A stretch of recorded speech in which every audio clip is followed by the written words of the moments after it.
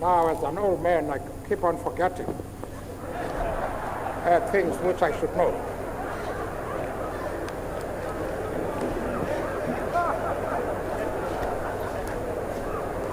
Now, of course, the leadership of the ANC is concerned with ability, which is correct. But what I'm saying is that, is this playing now? Is he talking? When I was composing the I'm not sure whether I took advantage of the fact that President Mbeki, as a young man, left the country. He never enjoyed the pleasures of youth. And he met a giant like Oliver Tambo. And as a young man, he knew our organization abroad and inside the country. I was in jail fighting warders. And when you fight warders, you don't need any diplomacy.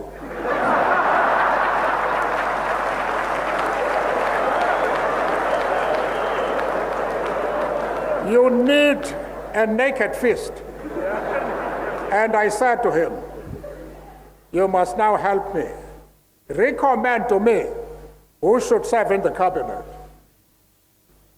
He was very good because he made sure that all the national groups were represented. Then he made sure that all the structures of the ANC are represented. I took that list as it was. I took it to the Communist Party. And Raymond Satner, if he's here, he then said, no, you're making a mistake. The policy conference in May 1992 decided that the national executive must be appointed by conference. I said, over my dead body. You wanted to sacrifice ability for popularity, because all that would happen is that popular chaps would then be returned to the national executive, and the competent people would be sidelined. I refused.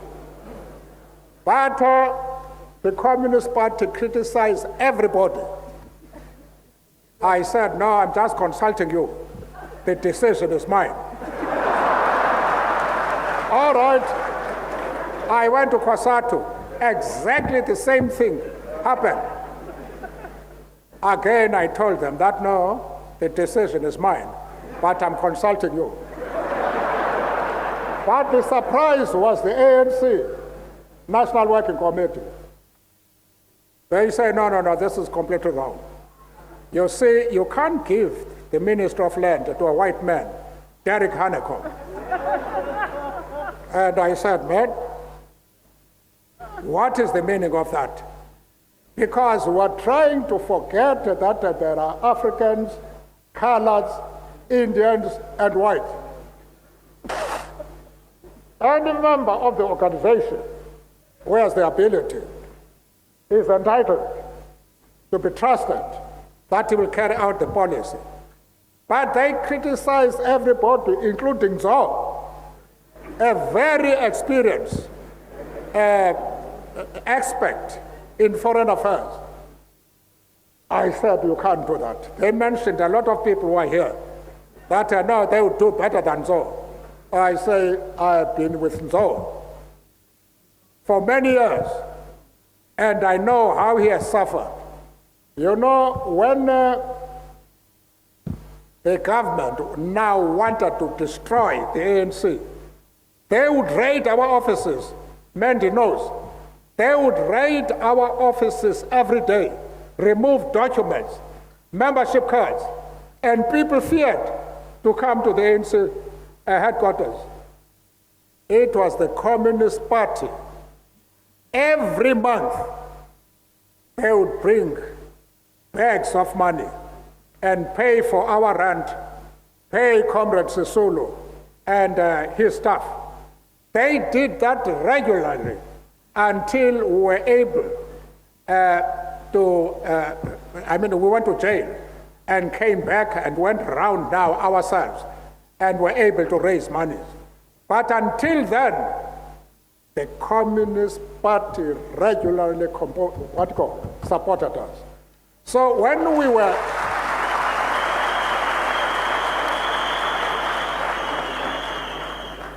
so that is one of the things that hurt me, that now there should be tension between the ANC and the Communist Party, as well as COSATU, because we have to think in terms of the service of these organizations to the country. But I'm happy that the President has set the tone for reconciliation. Although one newspaper this morning, the English one, says no, he was conciliatory. But an Afrikaans newspaper said no, the President was aggressive. I showed my boss here, Jake Schavel. I say now, this is what the press does. On the same issue, they have different interpretations. And so is the position. You can look at the two papers this morning. You'll find that the Cape Times says he was conciliatory, and the Beggar says he was aggressive. Now, I'm very happy, therefore, that I have had occasion to talk about the ANC and its leadership. You must be confident, whatever opposition is there, be confident that this organization is going to go on for years, is going to dominate the political situation in this country. There is not a single organization that can rival at the ANC. You must aim at surpassing Chama Punduke and be there for a century. Yeah. Our country, with the ANC-led government at the helm, takes its place in the global economy and world order. Globalization is an inescapable fact of our modern world, and it has brought in its wake many real and potential benefits for all mankind. There is no way that we can or desire to return to closed societies and communities. But we know the weaknesses of globalization, because up to now, it is screwed in favor of the rich and powerful, the mighty, and that there is no accommodation for the interest of the poor. That we must fight. But globalization itself is a process we can't avoid. We are at the same time champions of the cause that the international bodies and agencies involved in the management and running of global affairs should be restructured and should operate in manners that allow democratic equality amongst nations and regions. The poorer and less powerful should not be at the mercy of the wealthy and the powerful. And the benefits of globalization should not unilaterally flow to the rich and powerful only or mostly. The poorer countries and people of the world should equally, I've confused something.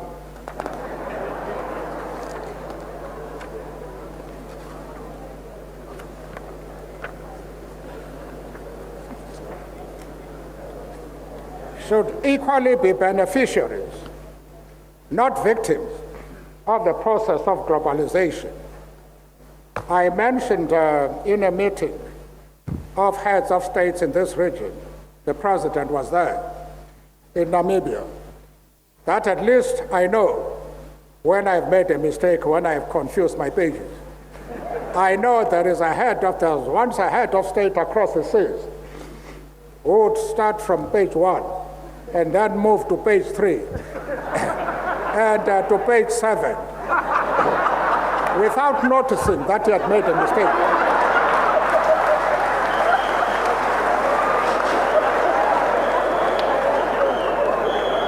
At least I know when I've made a mistake, as you can see. In world bodies, and particularly the United Nations, we shall insist that the principles of multilateralism and equality among nations and regions be respected and practiced at all times. The long-term peace and security of our world depend upon scrupulous adherence to the founding principles of the United Nations.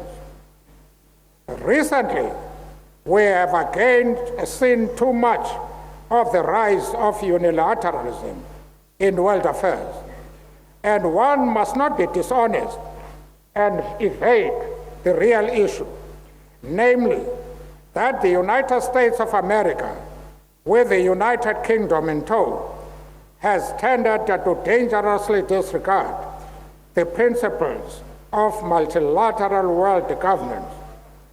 We regard ourselves as close friends of the United States, and especially the President, George Bush, who invited me on the 12th of November to visit him. I found him to be objective, open-minded, and to a very large extent honest.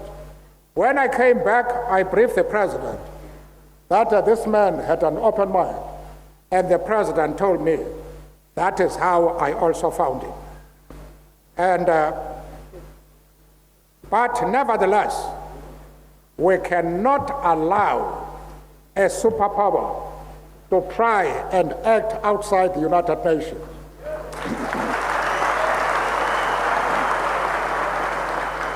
The President, addressing the United Nations, condemned, of course, in diplomatic terms, he doesn't speak like an old man. He was diplomatic, but he condemned the unilateralism of the United States vehemently. And I came out to support him.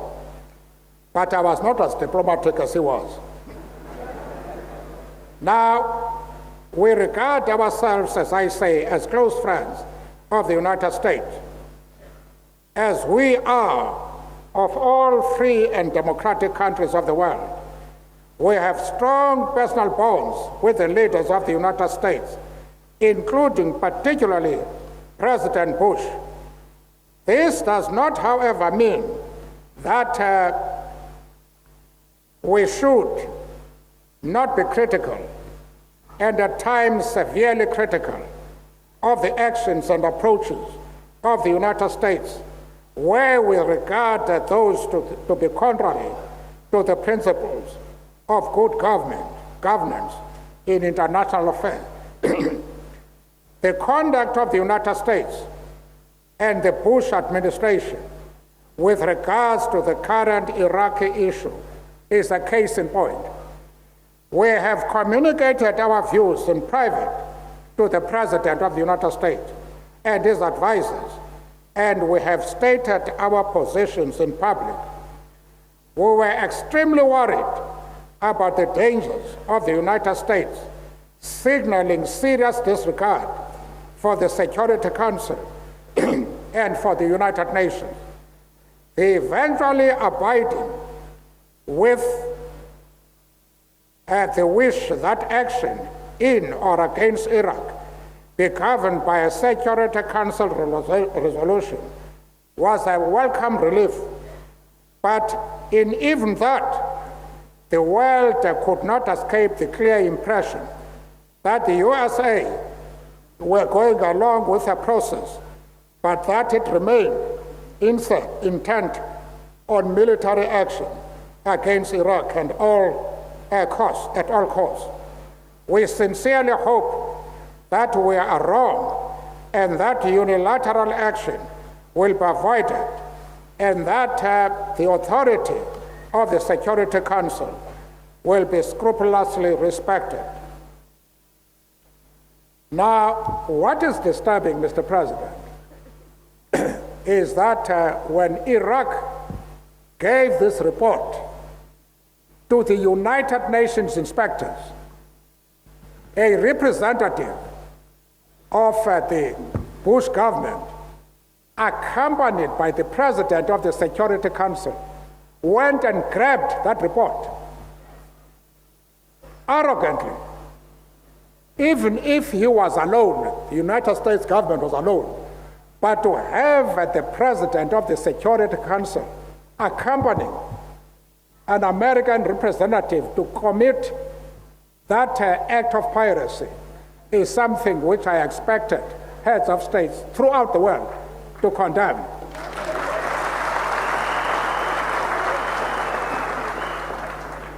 But there is silence on the part of heads of states because they get a lot of assistance from the United States. I am a friend, and the President, we are friends of the United States. And President Bush, this young one, has given me very important awards. His father has now invited me to go to Texas because he's going to give me an award too. The fact that I've got those awards, I'm sure the United States does not want me to suppress my views.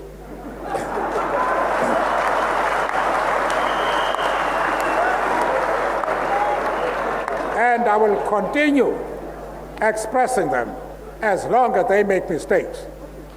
But I'm disappointed with heads of states who are just keeping quiet when the United States want to sideline the United Nations. I spoke to Prime Minister Blair, and I asked him, it was your predecessor, Winston Churchill, and President Roosevelt in 1941, who originated the idea of a world body to promote peace. Why are you undermining an organization which was formed partly by one of your famous predecessors? No, we're going to try and work with the United Nations. I say, but you're bombing Iraq. You bombed Iraq last night without the United Nations. No, we are going to work with the United Nations. But are you going to stop until you get the permission of the United Nations? No, he was very vague. And when I wanted to speak to Bush to say the same thing, they asked a young lady to speak to me. And so I said, no, I'm not prepared to speak to anybody. I want to speak to the President.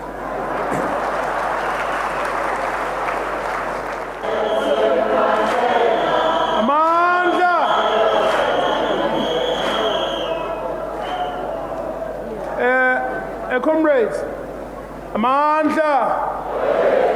Comrades, I'd like to appeal to you to bear with me. I will allow you to, in between, continue to sing here and there. But when I call to order, let's please proceed because we've lost some time.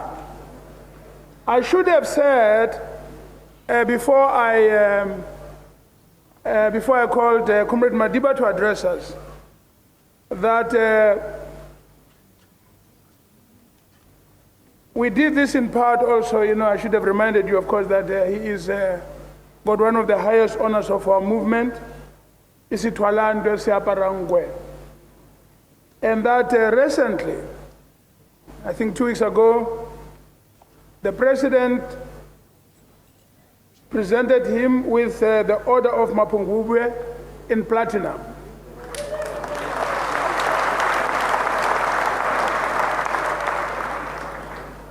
Now, some comrades may be surprised, but I did take the liberty of giving him more time than all the other people who are going to speak.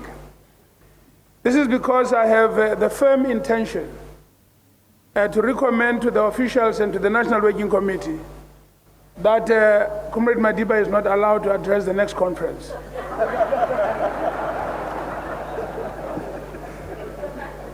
But Madiba, thank you very much for a most historically educative address. As we deal with the problems that confront our organization, we will recall some of those, the highlights of what you've had to say today about the ups and downs of the Tripartite Alliance. It's something extremely valuable. I have a considerable list of a number of speakers, and I'm going to move with some speed, and not very many, they're less than 10, so don't panic. I ask now the Deputy President of Nigeria to present a message of support to the conference. Thank you, sir.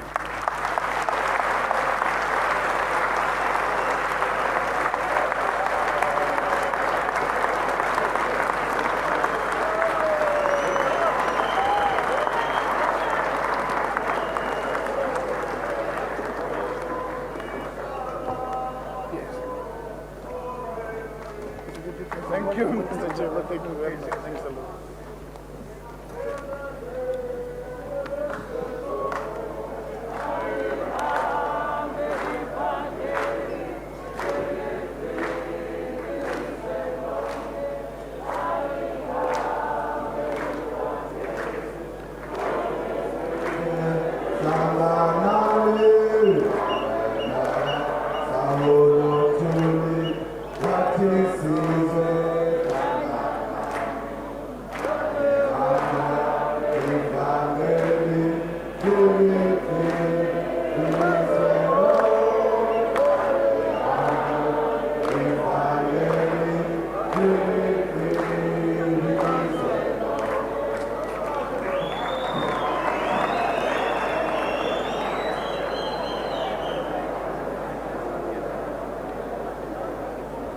Thank you very much. Amanda! Amanda! Amanda! Thank you very much.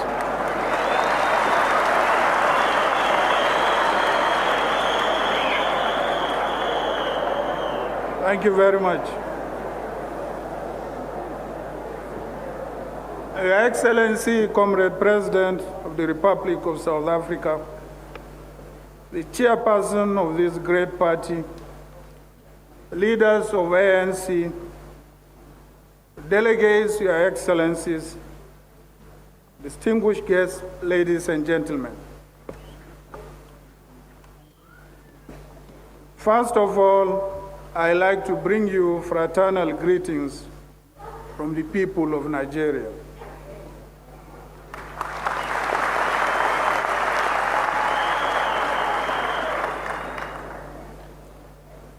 I am particularly honored to be with you at the 51st National Conference of the African National Congress. More importantly, I feel most privileged and fulfilled to be a witness to its taking place at this site, the University of Stellenbosch. Not only because of what it stood for, but also what it symbolically represents to your movement. I congratulate you.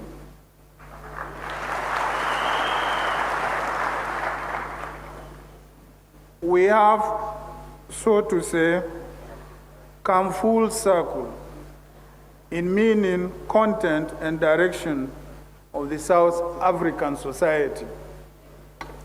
I wish to congratulate the leaders of your party for its choice of place and the content of policies to be discussed here. Let me say both are apt to the transformation of your society. Let me also congratulate the election of your leaders of yesterday, and also congratulate the winners. The 51st National Conference is an occasion for celebration to celebrate the achievements of your movement and indeed to the organization in general. The ANC is easily the oldest party in our continent. For us,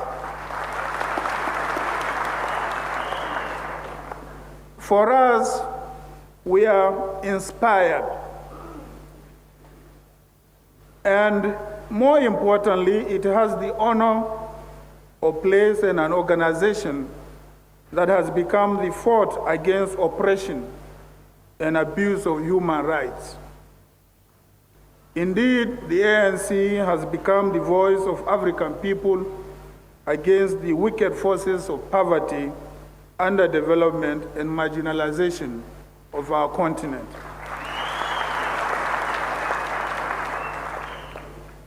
I feel extremely proud to stand before you and to have listened to Madiba on the courageous words representing the stand of the African people. This is the reason why we in Nigeria join you in this celebration. Our people will continue to work with you in our joint struggle against forces until we achieve a better and meaningful transformation of our continent. On behalf of my party, the People's Democratic Party, whose slogan is "Power to the People,"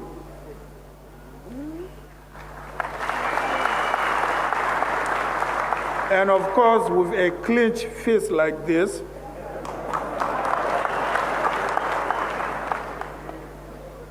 and the ruling party in Nigeria, we congratulate the leaders and comrades of ANC. We feel proud to be associated with your party, and together we shall continue to strive harder to transform our two societies. It is not an easy task, but it is a task that can be accomplished by the collective strength of the progressive ideas and forces of our continent. We must continue to build bridges that seek to prop up trust and confidence of our peoples. No doubt, we have quite a thoughtful load of common problems, but these problems are not overwhelming, neither are they overpowering to the leadership and our people. To the People's Democratic Party of Nigeria, these problems are the essence of our transformation and the challenges of our time. Indeed, we are convinced that given the determination and willingness of our leaders to work together, none of these problems are beyond the capacity of Africans to overcome. We must therefore overcome. It is this resolve that partly explains the faith and commitment of the leadership of our two governments to the African Union and its development program of NEPAD.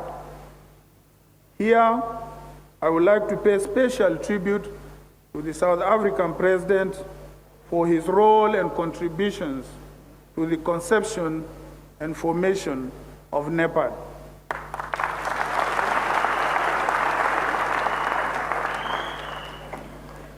Both leaders see the latter as a volatile and virile development program for the transformation of our continent. As a process, I urge your comrades and cadres to join hands in fulfilling its expectations. We must get our people closely involved with the process, and we must ensure that they own the process if we are to achieve our goals. We must, as a people, pull and push together to transform our continent. This is a historical assigned mission for the progressive forces, and we must work together towards the enhancement of our productive capacities of our two continents. Long live the African continent. Long live the friendship of Nigeria, South Africa. Long live the friendship of the PDP and the ANC. Once more, I warmly congratulate our comrades and leaders of the African National Congress on this historic occasion. A luta continua. Number! Thank you very much. Thank you.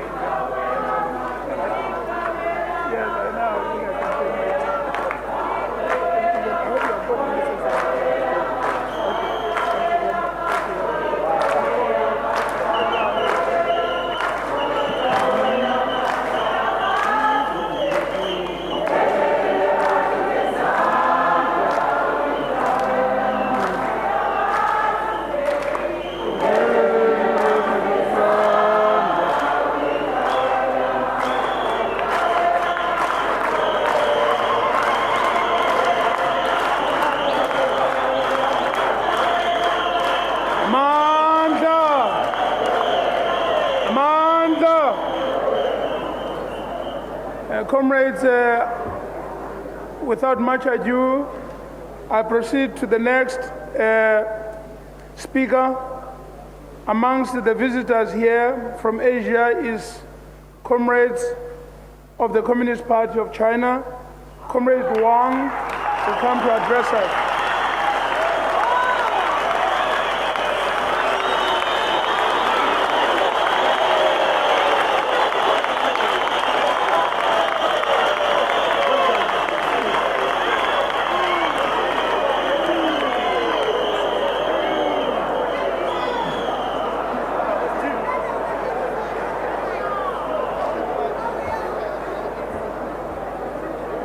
Thank you. Thank you very much. And before the morning session beginning, I found many delegates dancing and singing, so very interesting. But I don't understand what's the meaning of the song. It's difficult to me. But I understand one word you often say, Amanda! Amanda!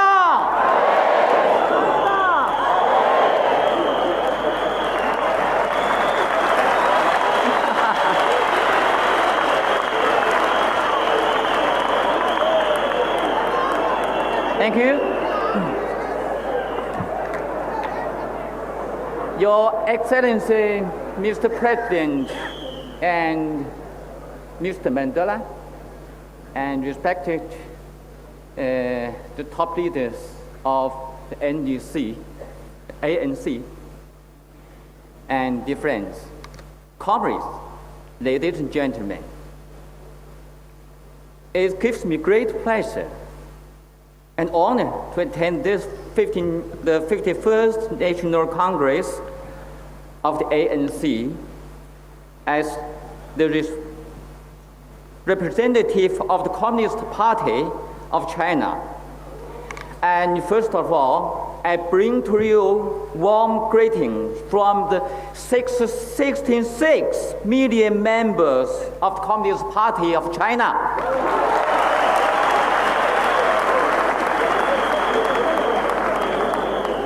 Yes, once again, 66 million members of our party, maybe the largest party.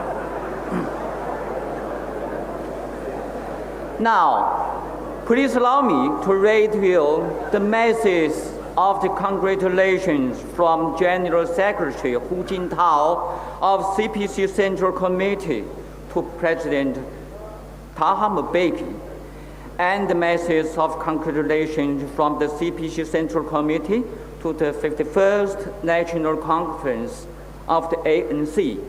Thank you.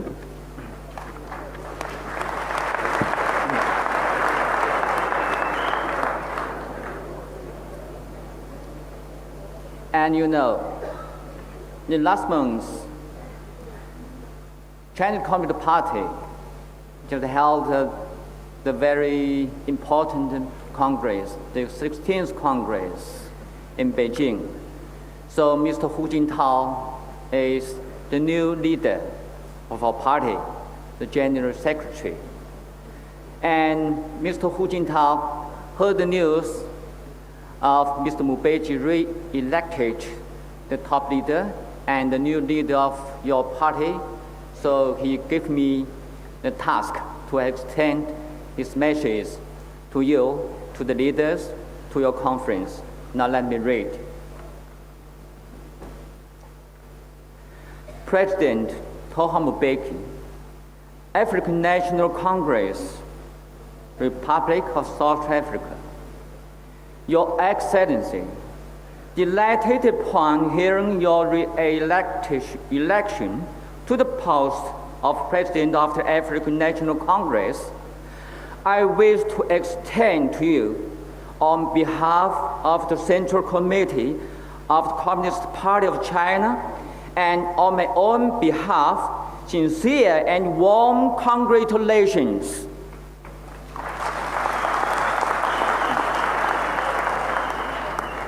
I wish Your Excellency every success on this lofty post.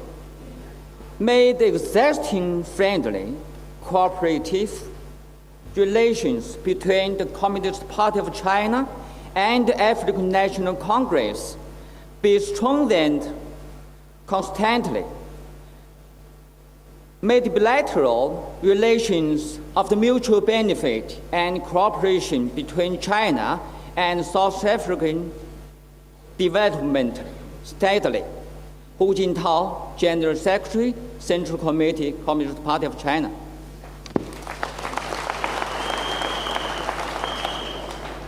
Now, the second message is from our Central Committee of CPC to the 51st National Congress of the African National Congress.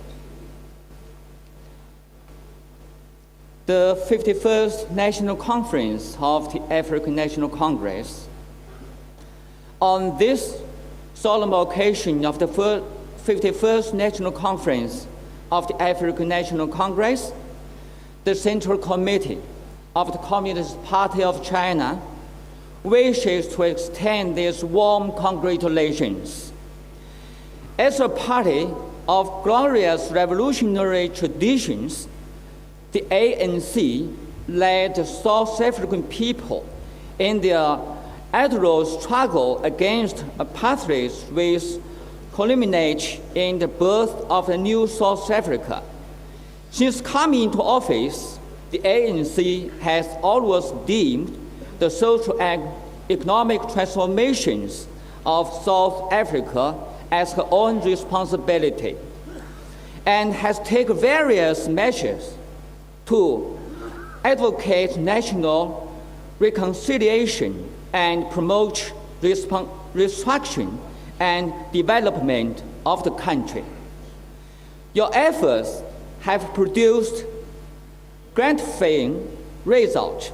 We are heartily rejoiced at the achievement you have scored in various undertakings. The CPC and the ANC enjoy profound, long-standing friendship. Recent years has witnessed a new development in the friendly, cooperative relations between our two parties.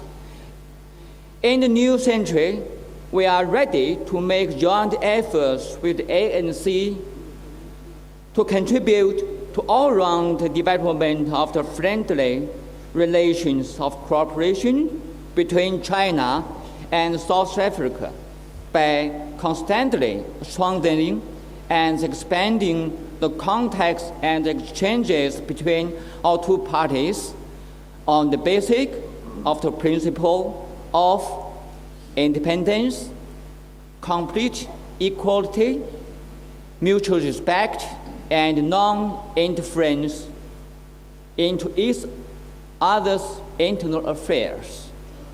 We wish the 51st National Congress of the ANC a complete success.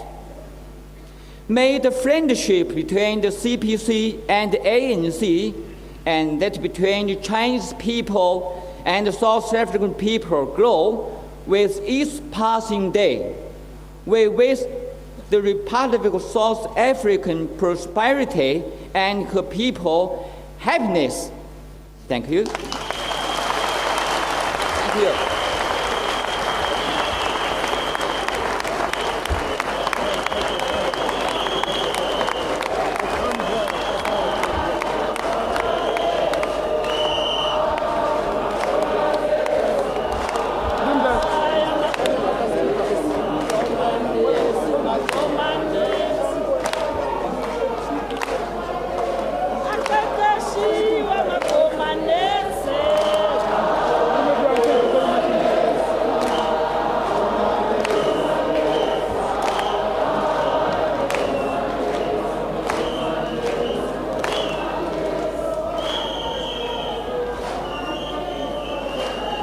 Hi ate COSATU, hi ate. Mayande COSATU, mayande. Amandla. It gives me pleasure, comrades, now to turn attention to the allies of our movement, and I call therefore upon our comrades from COSATU to make a statement to this national conference. Amandla.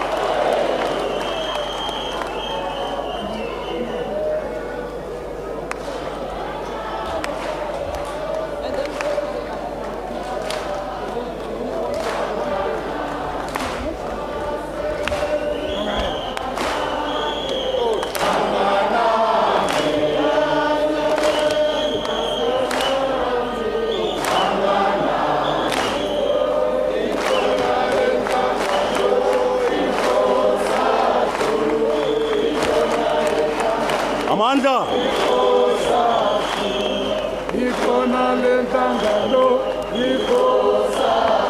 Amandla. Amandla. Viva ANC, viva. Viva ANC, viva. Viva the Tripartite Alliance, viva. Thank you, comrades. Comrade President, office bearers and members of the National Executive Committee of the ANC, honored guests, comrades and friends. Congratulations to the national office bearers on their elections.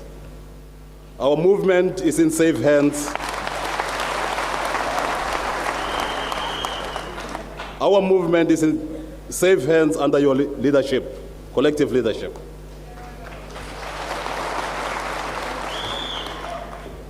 We are honored to have this chance to address this historic 51st conference of the ANC on behalf of COSATU's 2 million members, most of whom are, of course, also members of the ANC.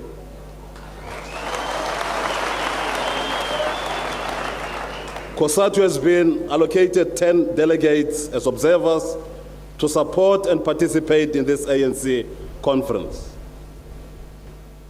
Although we realize that this is not an alliance meeting, we hope to join in debates like all delegates here present, based on our experiences and our common vision.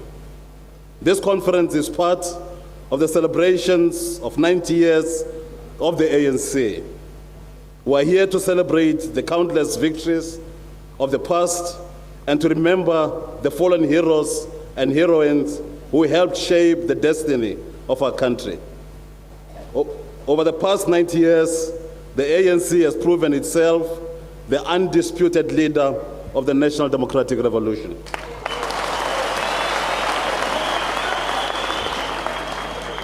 But this conference is more about the future than the past. We look to you to unite the democratic forces in our country, chart the further path of our National Democratic Revolution, and elect the leadership that can advance these weighty tasks. Whatever the differences between us, we must never forget the critical challenge facing us to take forward the National Democratic Revolution, to transform the lives of our people. To achieve this, we must defend the alliance from those forces who want to destroy it.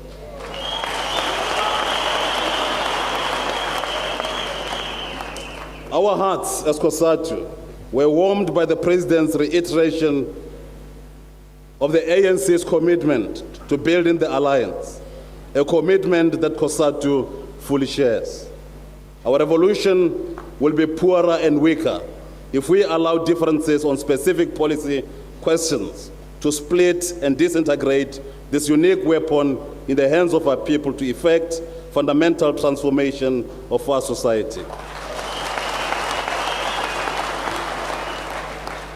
It is now nearly 10 years after our liberation, and we need to take stock of both our advances and setbacks.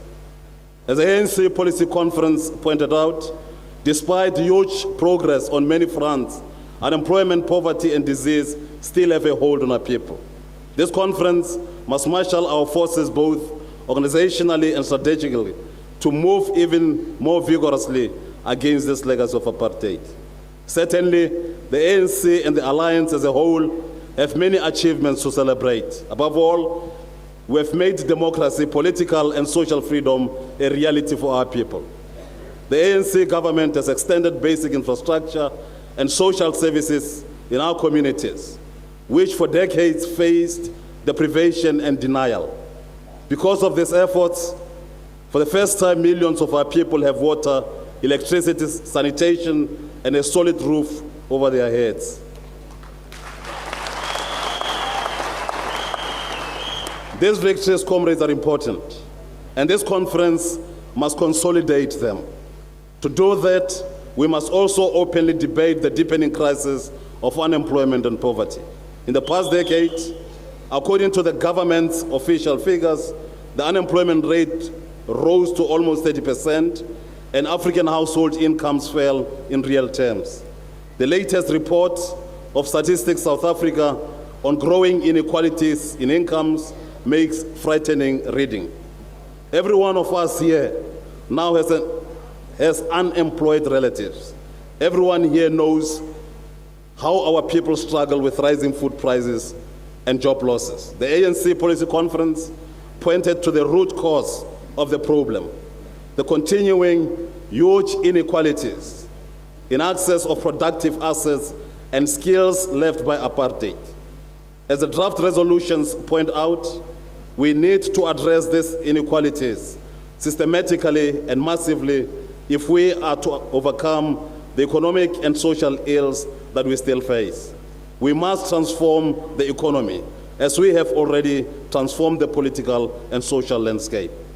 Comrades, fulfilling this task requires the unity of the democratic movement. We could only overcome the might of the apartheid regime because we held together. We can only restructure the economy against the opposition of big business at home and abroad if we unite working people and the poor. We emphasize that we are all weak as individuals. Only together do we have the strength. That is the first lesson of the labor movement. And we as workers learned it first from the struggles for liberation. That is why COSATU has always called on its members to swell the ranks of the ANC and the Communist Party. In the last 2 years, however, the unity of the alliance has faced grave tests. In passing, we just want to note that the briefing on the alliance in the appendices to the Secretary General's report contains a few factual inaccuracies about COSATU's positions and tactics.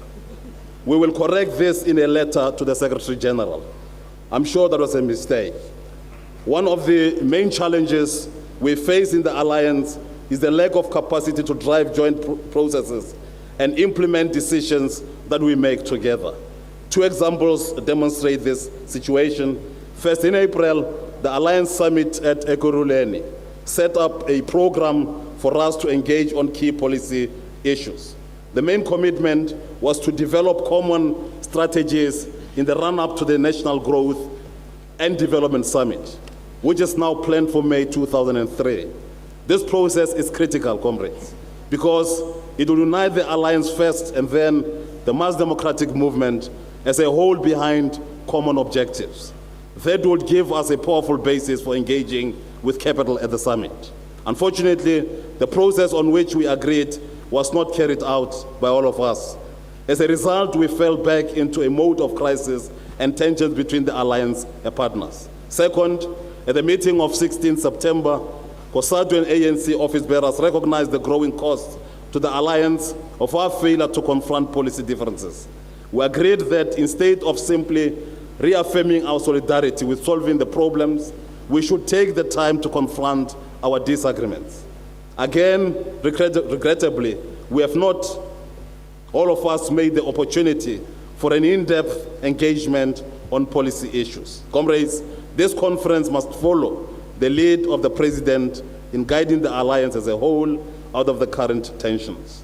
True, the alliance must confront the issues honestly and openly, but we must not let our disagreements overshadow the many areas of agreement where we must do more to coordinate our efforts in order to deepen the transformation of our country.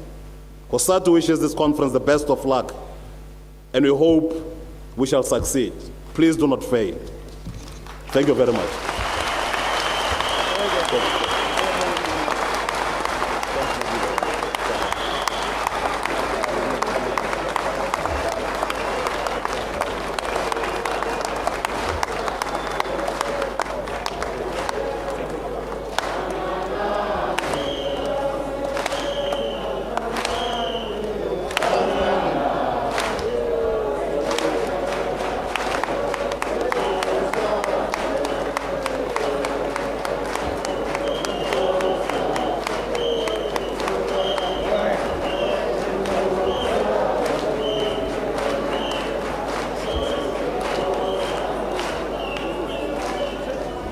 Amandla! Long live the SACP, long live! Comrades, I proceed with speed to ask Comrade Bladen Zimande, the Secretary General of the party, to deliver the statement. I can't take off my hands again.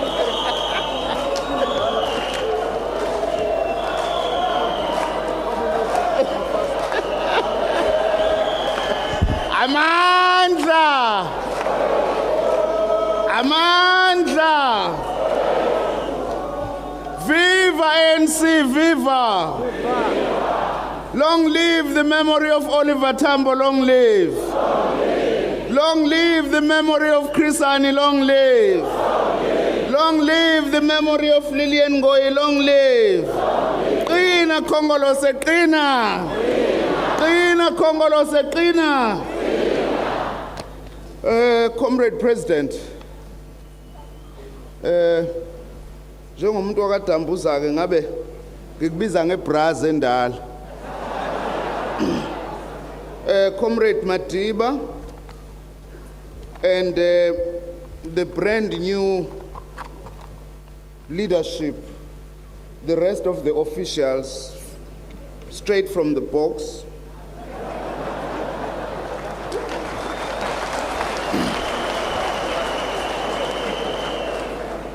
The rest of the leadership, and to all of you comrade delegates, as well as our international guests and friends.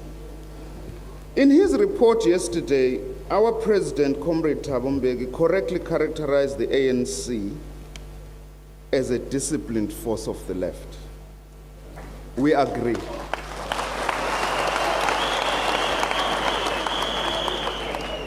On behalf of the South African Communist Party, Comrade President, this disciplined force for socialism, I wish to convey our greetings and solidarity to the delegates of this 51st conference.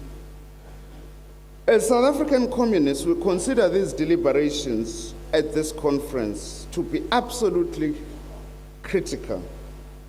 It is the ANC that has the historical task of leading our alliance, the government, and our people in the national democratic revolution. As the SG noted in the run-up to this conference, this is the People's Parliament. The President quoted from the preface to the Strategy and Tactics document, and I would like to quote and repeat because we think this is important. To us, the historical task of national liberation is not a fleeting convenience or an ephemeral tactic. It is an objective requirement to eliminate the historical contradictions arising out of a system constructed over centuries of colonialism, unquote. And as South African communists, we agree. This is indeed why the ANC must lead. And it is indeed why the unity of the ANC and of its alliance partners is a long-term strategic project. The SACP strongly endorses the call to advance in unity to the year 2012 and beyond. But unity and leadership to what end? The central problem, as the President and the SG outlined confronting our society, is poverty. The key solution to this is job creation and redistribution. Our outstanding collective achievement since 1994 has been to advance the democratization of political power. But economic power remains firmly in the grip of those who accumulated ill-begotten wealth in the apartheid era. This conference must help to chart a path that overcomes the gap between democratic political power on the one hand and accumulated undemocratic economic power on the other.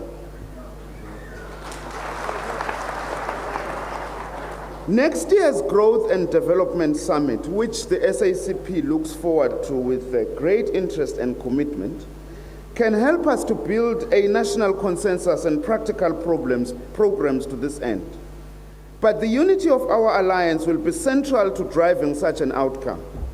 In particular, the buy-in of the working class is paramount.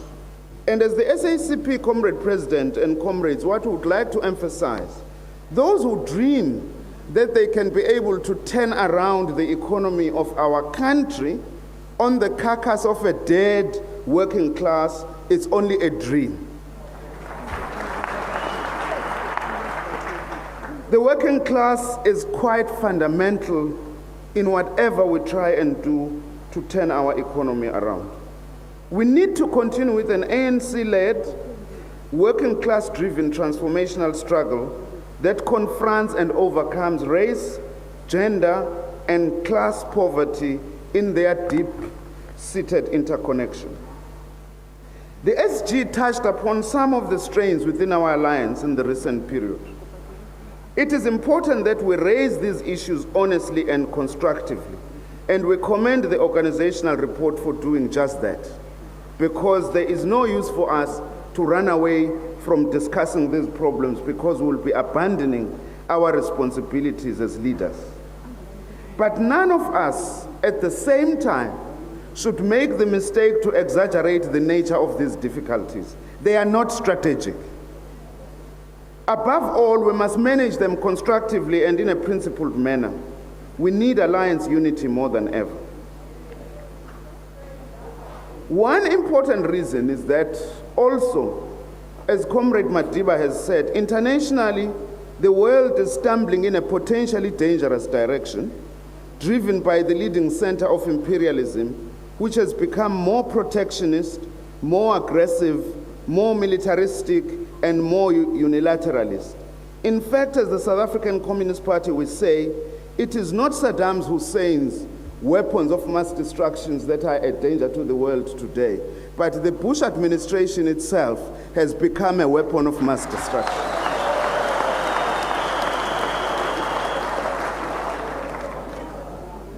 Thus, the unity of our alliance and the sober strategic leadership of the ANC are critical if we are to navigate, Comrade President, this very complex global terrain in which we find ourselves.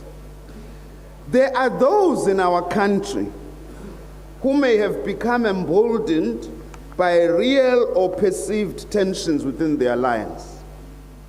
we have a message for them. They may have imagined there was suddenly more space for their own reactionary or confused agendas. To them, we have a simple message.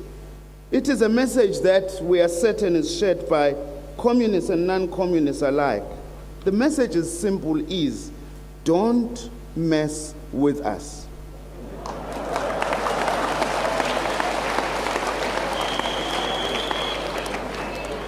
This is our government, we will defend it. This is our ANC, we will defend it. Amanda.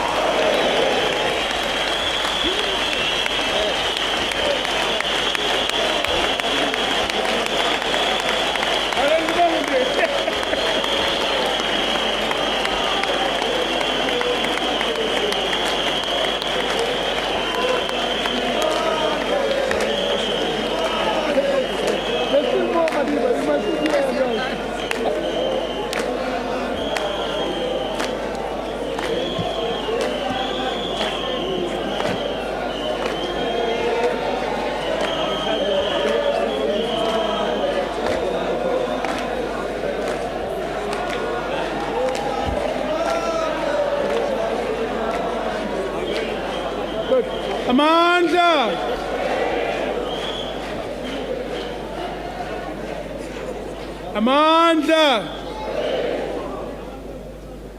I'll move with speed to ask Comrade Ruth Mompati, on behalf of the veterans, to make a statement to the conference. Comrade Ruth. Malbongwe!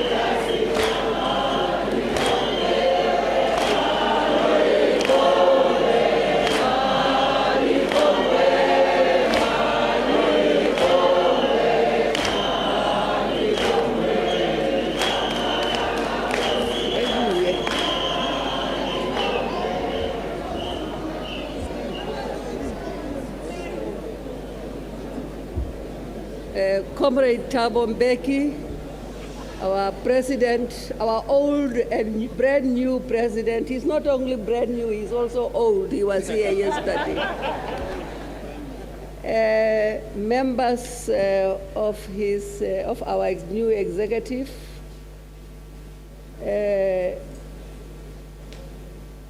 comrades of the Women's League, comrades of the youth,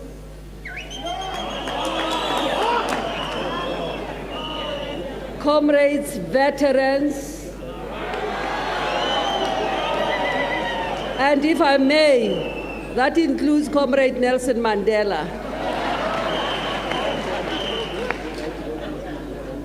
Our distinguished guests, ladies and gentlemen, I have the honor to give this message on behalf of the veterans. We as veterans come to this national conference inspired by the traditions of the African National Congress, which we inherited from those who came before us.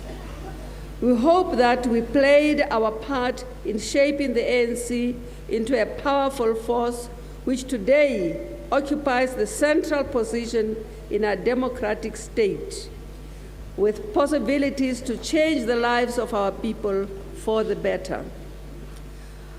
We want to reaffirm to you, delegates, friends, our leaders, delegates from branches and our structures, that until our last breath, we shall remain committed to these ideals, and with you, spare neither strength nor effort to ensure that the aspirations of our people are realized without delay. As always, we are at the disposal of the African National Congress. The 51st National Conference comes at a time when we are making great strides in improving the lives of our people. As the President said yesterday, the tasks are huge.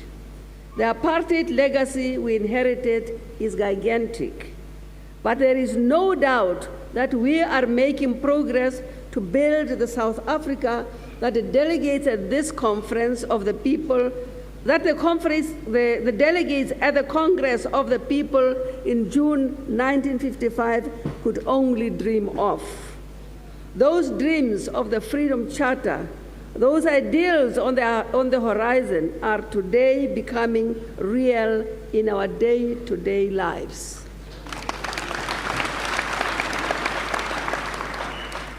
For us to make faster progress requires an African National Congress and cadreship committed to the true interests of ordinary South Africans. We used to say in the past that the best cadre is the one whose courage rises with increasing danger. That saying is even more true today. The courage to save, the courage to fight counter-revolution, the courage to fight corruption, the courage to challenge arrogance, the courage to educate ourselves should rise with the possibilities of faster progress to a better South Africa.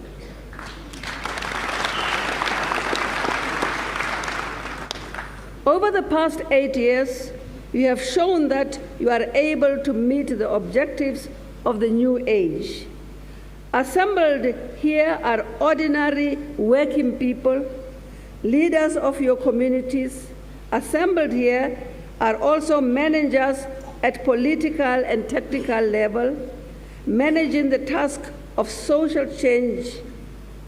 In 8 years, we have demonstrated that even with the exclusion of miseducation of apartheid, we can and have been able to take the levers of the state to turn them into an instrument of all the people, black and white. We congratulate you for this.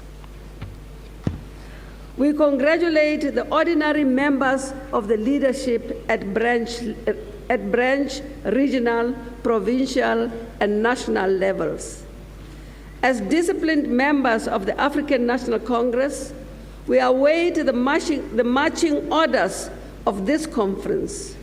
We shall take part in the discussions in the commissions and in plenary for us to learn from you and to make a humble contribution in the strengthening of the ANC, so it should serve the people better.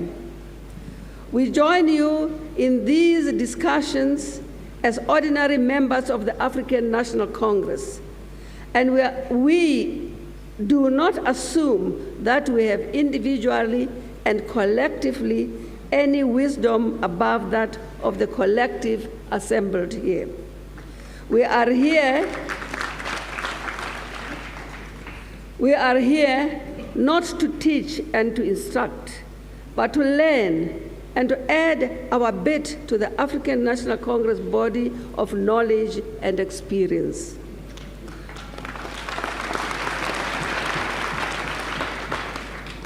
Comrade President, like you, we are confident that the 51st Conference will take decisions that will place the African National Congress on an even higher pedestal as we move to 100 years of our government in 2012.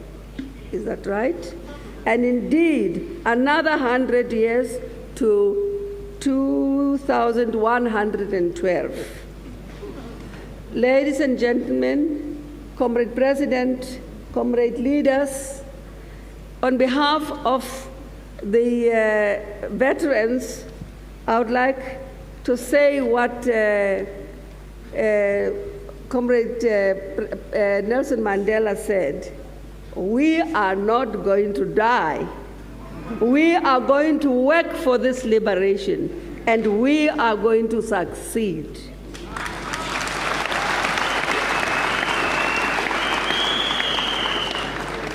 And may I repeat, Comrade President, Comrade delegates, we are ready and we wait for your next order. Long live the African National Congress. Long live the South African Communist Party. Long live COSATU. Long live SANCO. Long live the Women's League. Long live the Youth League. Long live the struggle for a better life in South Africa. I thank you.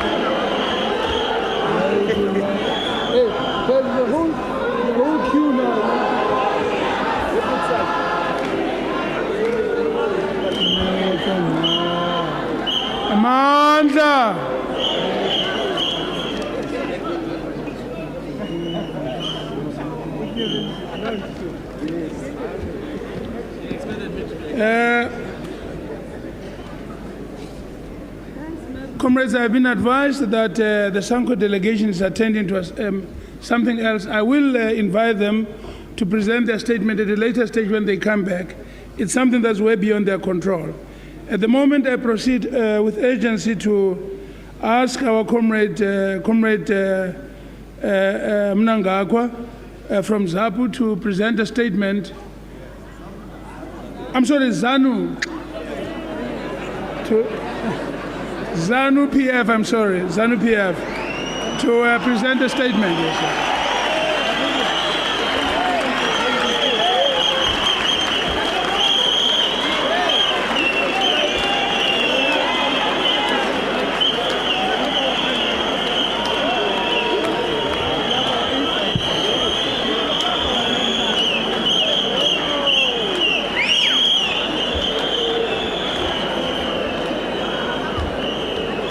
Amandla! Amandla! Amandla! Viva President Tambo! Viva President Becky! Abaixa colonialismo!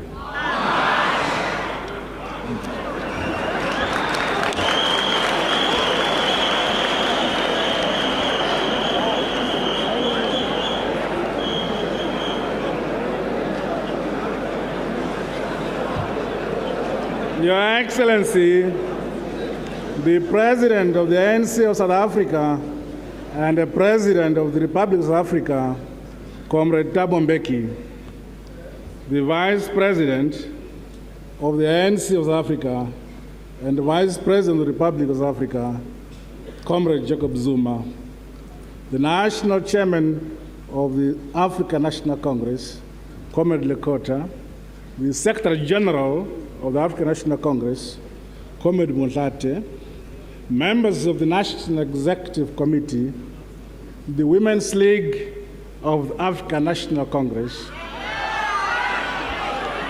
the Youth League of the African National Congress,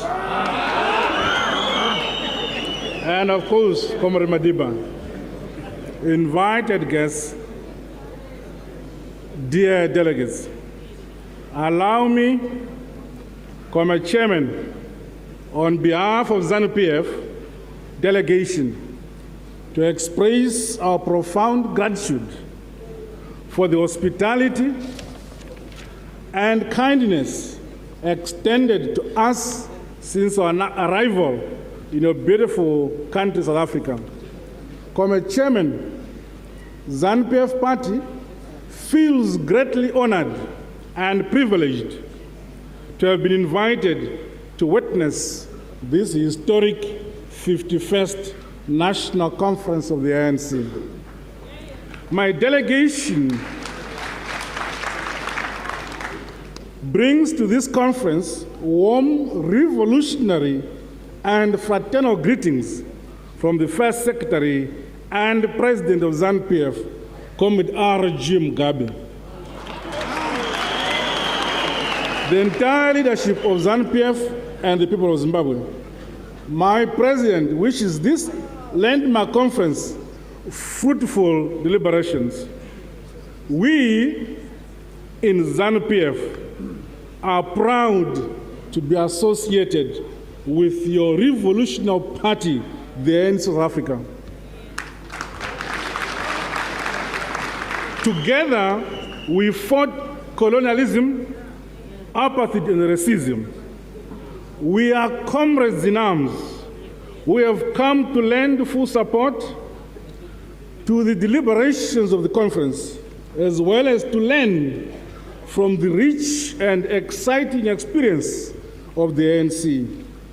You have indeed established a rainbow nation where one's color, place of origin, and region are no longer impediments to employment and a full civic participation. ZANU-PF congratulates you for successfully hosting the United Nations Commission on Human Rights and the World Summit on Sustainable Development. You did Africa proud.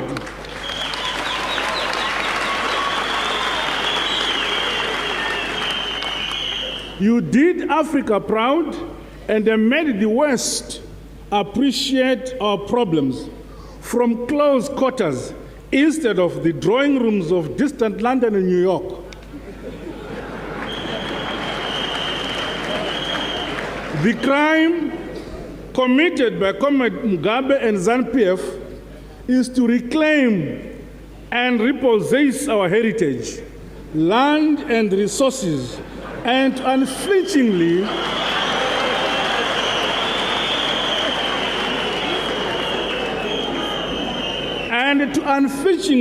uphold our sovereignty. As a result of the land reform program that we have undertaken and accomplished, the Western imperialist press and those allied to it have taken every opportunity to demonize Comrade President Mugabe and ZANU leadership. In the light of these attacks and attempts to undermine our struggle and revolution to assert our sovereignty and empower our people, ZANU-PF salutes and is heartened by the ANC for its resolute and steadfast solidarity with us.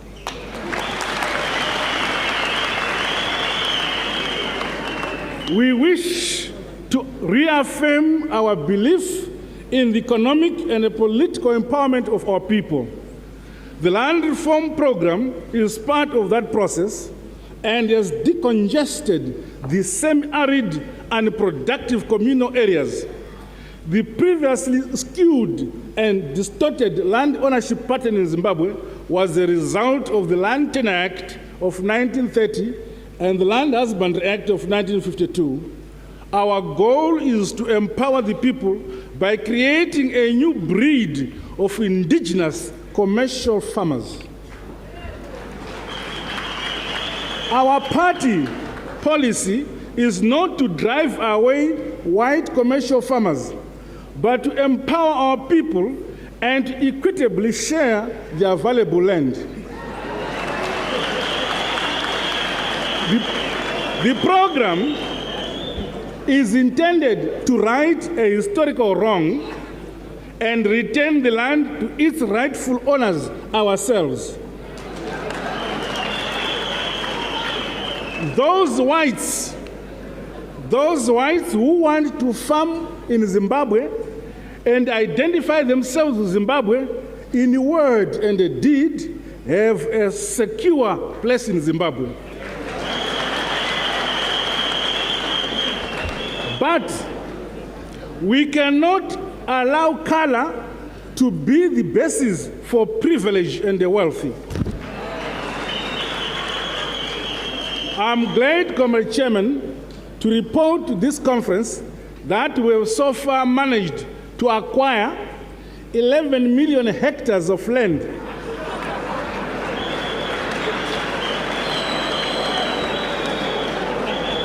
from which we have settled 330 families and have been resettled on the A1 scheme, while 54,000 benefited from the commercial farm sector A2 scheme. Contrary to negative press reports, the program has received a high level of private sector participation. To us in ZANU-PF, the program is an agrarian revolution whose long-term benefits far outweigh other considerations. The program has been undertaken successfully and within the laws of our country. I wish to comment, Your Excellency, very briefly on the role of the media in our region. The media do not operate in a social vacuum. One of the greatest challenges we face as we try to build societies based on universal democratic values is defining media responsibility. This process must be firmly anchored on our history and culture, which put collectivism over individualism. Sadly, our media seeks to promote a neoliberal, individualistic, and a predominantly capitalistic view, which is totally alien to our people. It is this worldview which holds the rights of the few as supreme over those of the majority. The role of the private media in Zimbabwe and South Africa in seeking to portray a negative view of the land question illustrates this point. Let me reiterate once again, Comrade Chairman, that we value and appreciate the principled support that we have received from the ANC at different fora, including the South African Parliament. Indeed, on numerous occasions, we have sought to clarify the position in Zimbabwe in response to our detractors.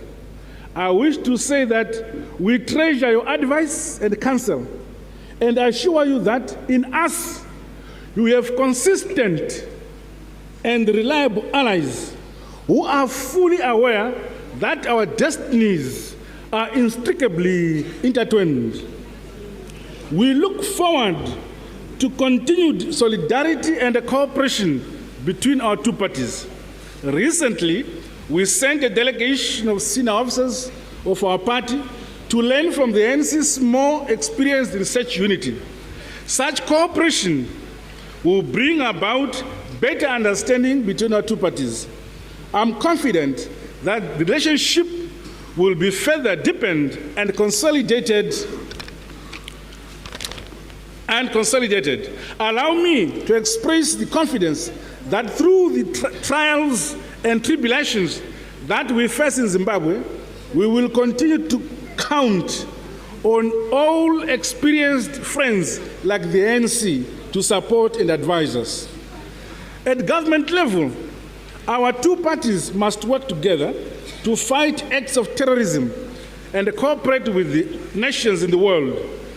Terrorism cannot be condoned by anybody. In this respect, we note with concern the recent developments in Africa and express our profound shock and commiseration. We are confident, however, that those responsible will be brought to book. Finally, we wish the conference resounding success, and once again, thank you most sincerely for according us this privilege and honor to be with you today. Viva ANC, viva! Viva! Viva South Africa, viva! Viva! Amandla! Amandla! I thank you.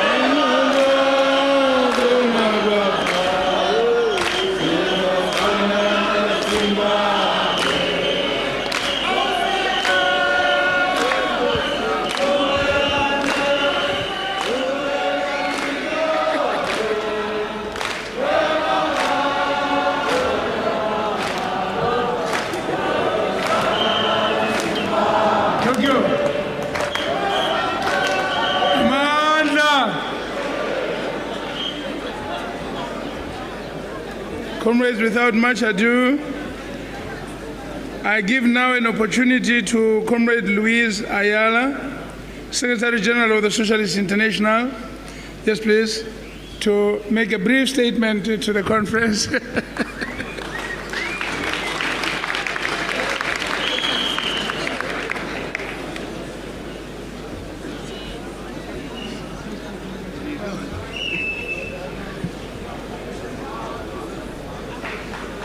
Thank you. Thank you, President. Well, I thank you. I know the hard work of the Secretary General with so many international guests, so many people who want to address you. I really thank you for this honor, for this opportunity. Thank you. I am very proud to be in this place next to President Mandela and President Thabo Mbeki and all of you. I have very simple and short messages. The first, we are very proud in the international to be working with the African National Congress.